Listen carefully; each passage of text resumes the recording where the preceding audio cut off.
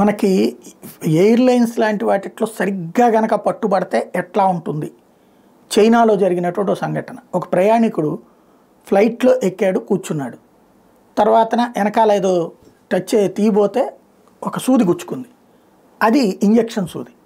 వెంటనే ఆ ఫ్లైట్ అటెండెంట్స్కి చెప్పారు. వాళ్ళు వెంటనే అక్కడ చేశారు.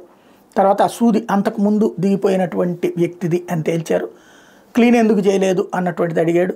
వెంటనే దానికి సారీ చెప్తూ అతని డబ్బులు, ఛార్జీ డబ్బులు ఏదైతే ఉందో అది ఇచ్చేశారు, ప్లస్ కొంత పరిహారం ఇచ్చారు. బట్ అతను మాత్రం దీనివల్ల నేను మానసికంగా వ్యధకు గురయ్యాను అంటూ కోర్టులో కేసు వేస్తే 15 లక్షల రూపాయల పరిహారాన్ని ఇవ్వమని చెప్పి ఆదేశించి, ఇది చైనాలో జరిగింది. విమాన ప్రయాణంలో సీటు మీద పడున్న సూది గుచ్చుకుందని ప్రయాణికుడు సంబంధిత ఎయిర్లైన్స్ నుంచి లక్షల నష్టపరిహారం పొందిన వైనం ఇది. చైనా సదరన్ ఎయిర్లైన్స్లో ఇటీవల పూ అనే వ్యక్తి ప్రయాణించాడు. సీట్లో కూర్చుని తన ప్యాంటు జేబులో నుంచి సెల్ ఫోన్ తీసుకునేందుకు ప్రయత్నించాడు. వేలికి పదునైన వస్తువు ఏదో గుచ్చుకున్నట్టు అనిపించింది. దాన్ని ఇన్సులిన్ ఇంజెక్షన్కి వాడిన సూదిగా గుర్తించాడు.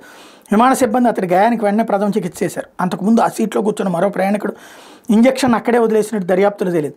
విమానం కిందకి దిగాక బాధితుడికి టికెట్ ధర వాపసు చేయడంతో పాటు అదనంగా కొంత మొత్తాన్ని ఇచ్చారు. కానీ ఈ ఘటనతో తాను ఎంతో మానసిక క్షోభకు గురయ్యానని, భవిష్యత్తులో అవసరమైతే చికిత్స ఖర్చుకు కూడా ఎయిర్లైన్స్ భరించాలని అతడు కోరాడు. 1,30,000 యువాన్లు అంటే ఇండియన్ కరెన్సీలో 15 లక్షలకు పైగా చెల్లించాలి డిమాండ్ చేశాడు.